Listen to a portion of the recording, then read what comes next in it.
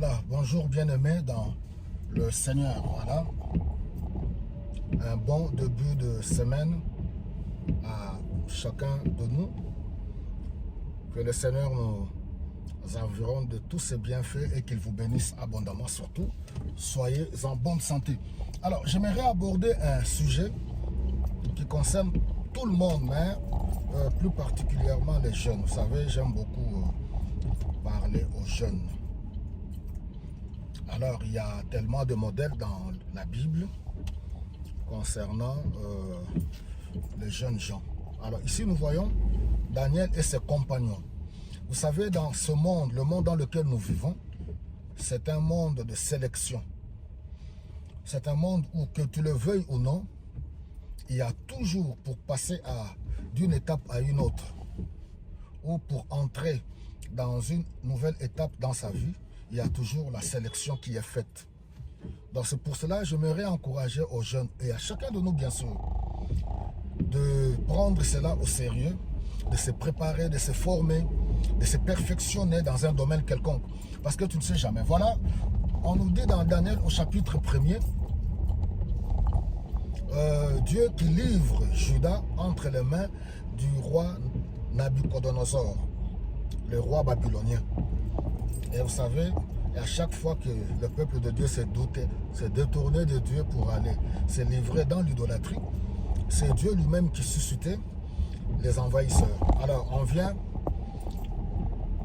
Nabucodonosor marche contre Juda, il amène même avec lui les ustensiles qui se trouvaient dans la maison de Dieu. Quelle humiliation! Mais regardez maintenant, c'est le roi Nabucodonosor qui donne l'ordre au chef des eunuques pour faire la sélection. Quel genre de sélection? Des jeunes hommes qu'on va former pour les utiliser dans le palais royal, pour qu'ils soient à son service.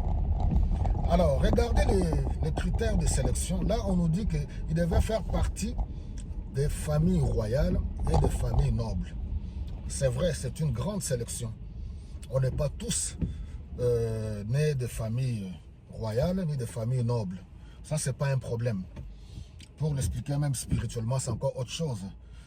En Jésus-Christ, dans la nouvelle alliance, nous faisons partie du sacerdoce royal. Voilà, ça je mets de côté. Mais ici, je reviens terre à terre.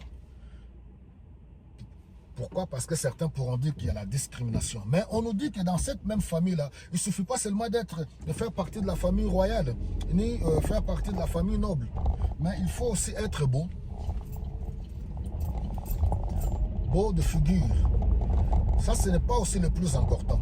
Mais regardez, il dit il faut être beau, intelligent, compétent. Voyez un peu, capable. C'est pour cela que j'encourage beaucoup de jeunes gens. Tu dois te spécialiser dans un domaine quelconque. Tu dois travailler un domaine quelconque dans ta vie. Vous, nos enfants, nos jeunes gens qui êtes nés ici en Occident, où on vous donne l'opportunité de devenir quelqu'un dans la vie. Vous avez tellement d'opportunités. Alors quand je vois nos jeunes, nos enfants errer ça et là et ne pas parvenir à faire quelque chose dans leur vie, je pleure beaucoup. Par rapport à vos frères qui sont restés en Afrique avec les réalités de nos pays africains. On nous dit qu'ils devaient être capables, famille royale, beau, capable, compétent. Alors c'est là qu'on a sélectionné Daniel avec tous ses amis. Ils arrivent en Babylonie. Au bout du temps fixé de la sélection, je vais un peu vite, hein, on les amène devant le roi et on les trouva 10 fois meilleurs que tous les autres. Alors je ne sais pas, le but de ce message, c'est pour te dire, perfectionne-toi dans un domaine quelconque.